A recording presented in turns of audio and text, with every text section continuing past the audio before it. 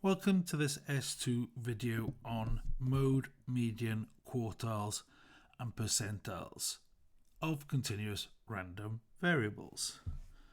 So you need to be able to, basically do all these things. We'll start off thinking of the mode.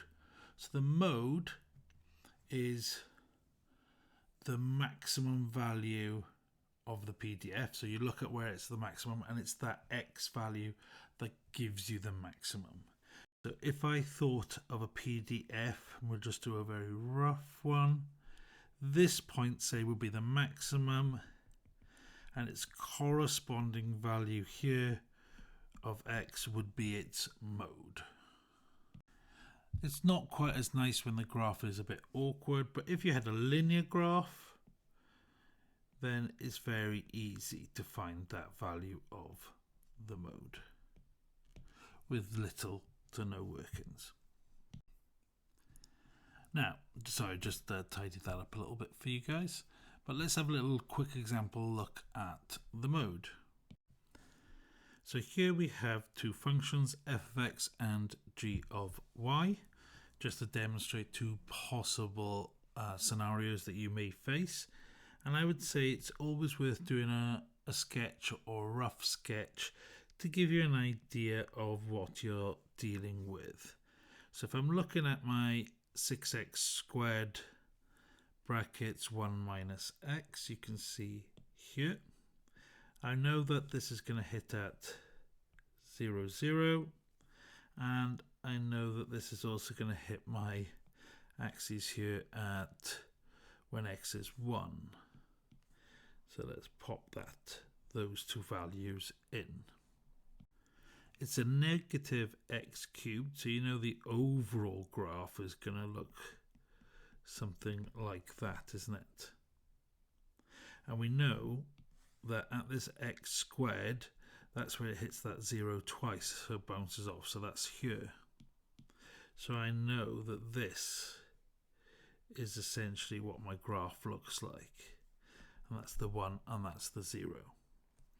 So it's something like that. So I'm just going to pop it up here. Something like that. Doesn't have to be perfect, it's just a rough sketch. So that's what I'm going to do to start myself off. You can see this is going to be the highest point here. That's where I'm going to find my mode. Yeah. Now, how do I find the mode at that point? Well, it's quite easy, isn't it? This is a turning point.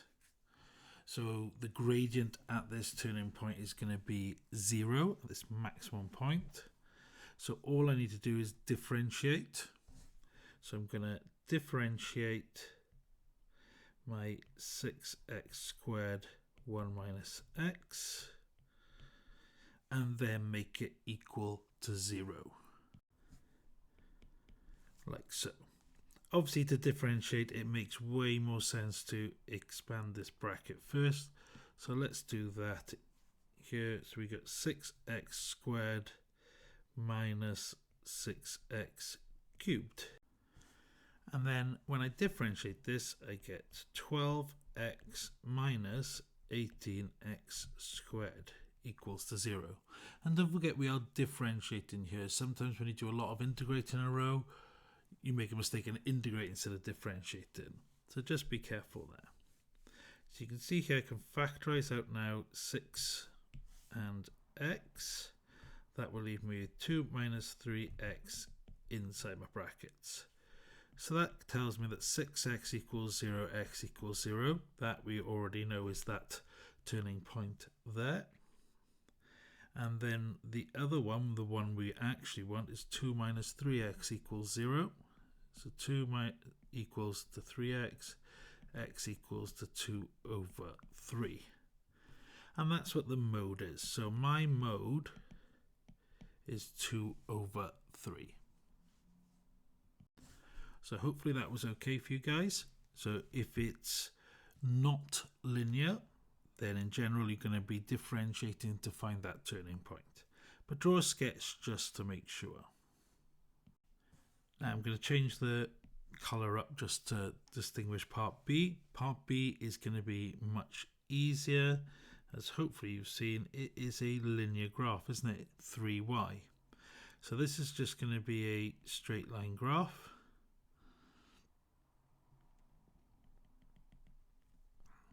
Where I've obviously got my g of y here and my y. So I've got a nice straight line graph. So this is where my mode is going to be. It's going to be that maximum value. So for that, I need to go and look at my limits. Obviously this was positive, so it does look like this. When y is 0, it's going to be here. When y is 2, we're going to be here. So this value is x equals 2. So we can say straight away here that the mode is equal to 2. Okay, and that all comes from that sketch. So drawing your sketch will make your life a little bit easier, so you can make sure you spot these straightforward ones, especially when they are linear. Sometimes you might have a piecewise one, so doing the sketch will, make that a little bit easier to spot the mode. But otherwise, hopefully now you should be able to find the mode of any of these PDFs. So we've done the mode, and the mode comes from the p.d.f. Now the median, the quartiles and the percentiles, they come from the c.d.f. Okay, so you remember the difference, the cumulative, yeah? Remember these always have small letters like small f of x. This will have a capital letter, for example, capital F of x. And it's quite straightforward. These ones are all very similar, so I'll write them down and we'll have a look at an example. So the median is when I find f of m for median, or you could also call this your Q2 for your median, your second quartile, and it's when this is equal to 0.5. Okay, and if I look at, say, my lower quartile,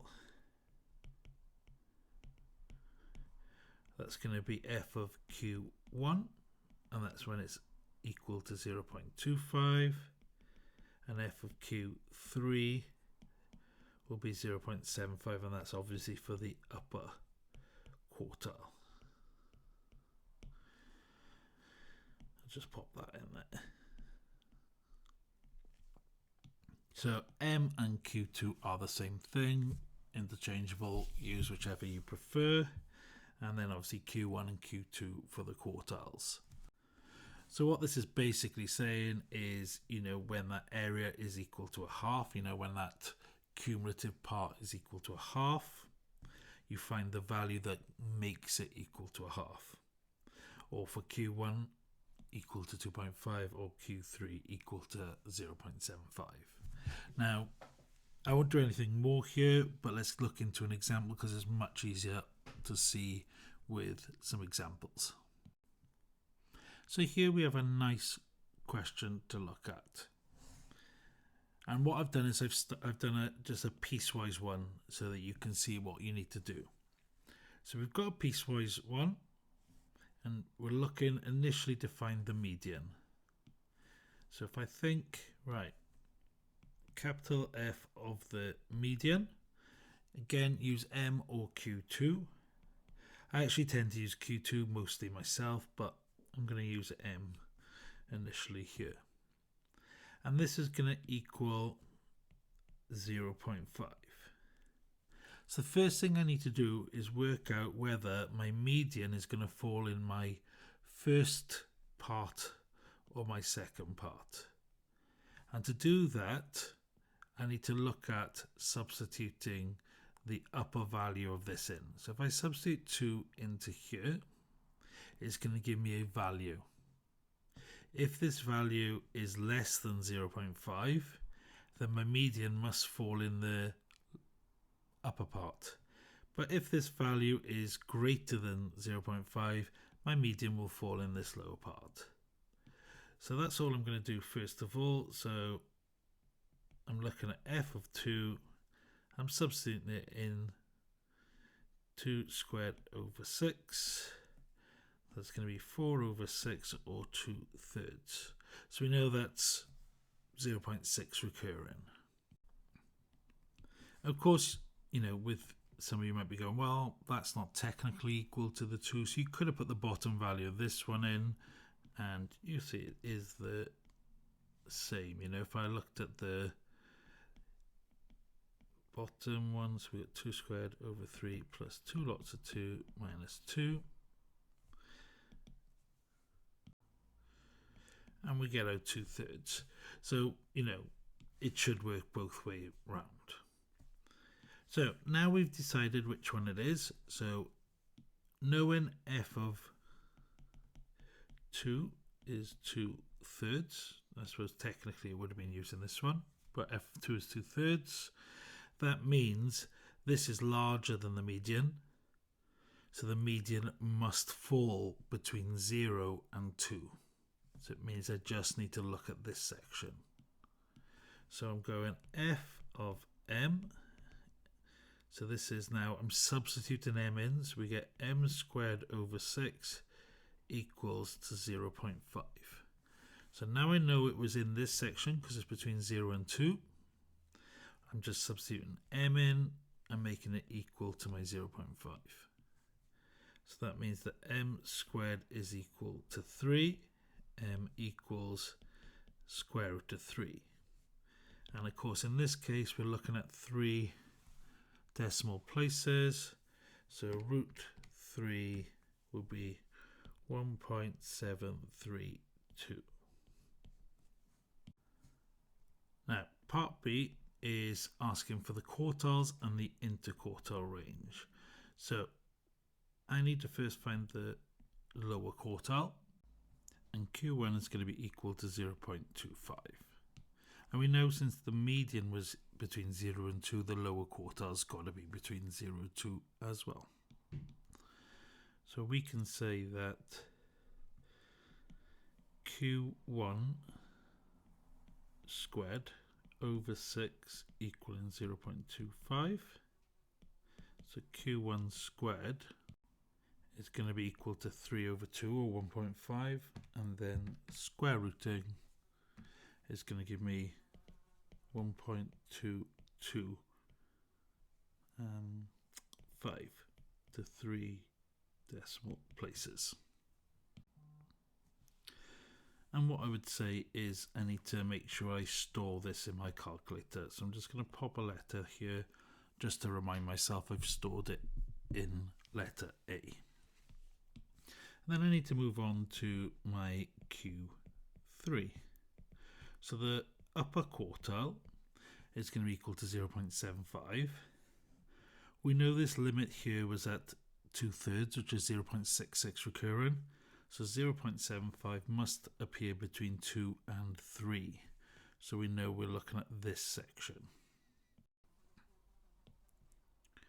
So that means I've got minus, actually, let me write it a little bit differently. F of Q3 is minus Q3 squared over 3 plus 2 lots of Q3 minus 2. And I know this equals 0.75. So first I think I'm going to rearrange to make it equal to 0. And what I want to do is I want to get my Q3 squared onto the other side.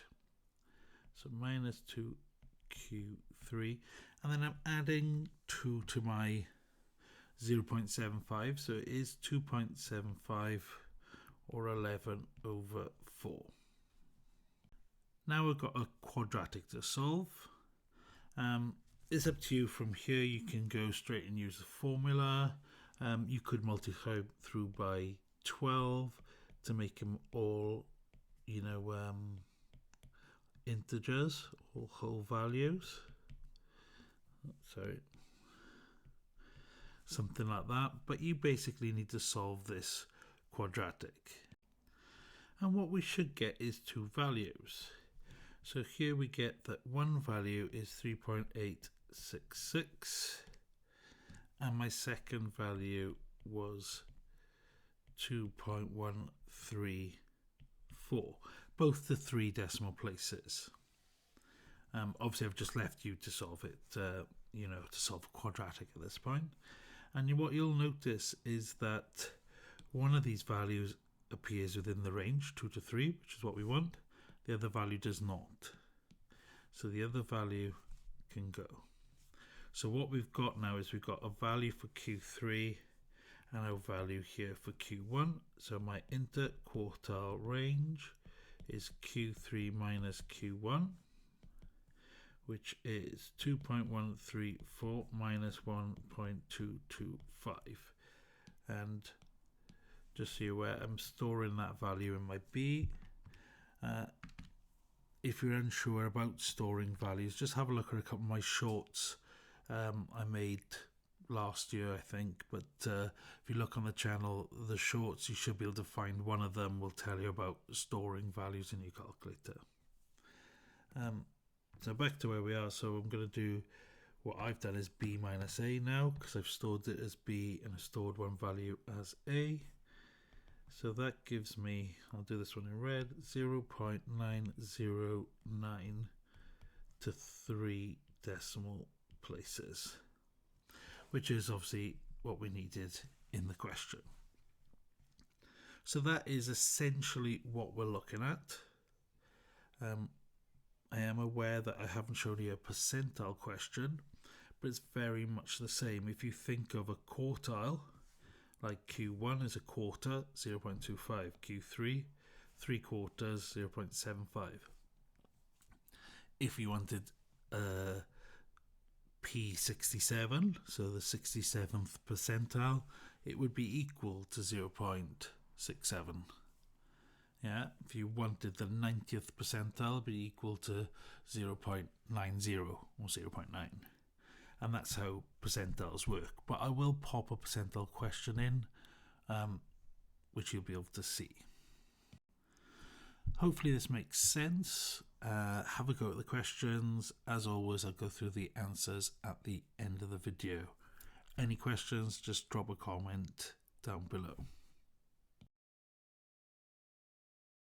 Also, if you are new to my channel or regular returner but haven't subscribed yet, just please consider subscribing. Obviously it does help me out, and it will help you find this channel again in the future if you are looking for some maths help. It also highlights some additional channels, other maths channels, show YouTube what you like. So yeah, hit that subscribe button and help us both out.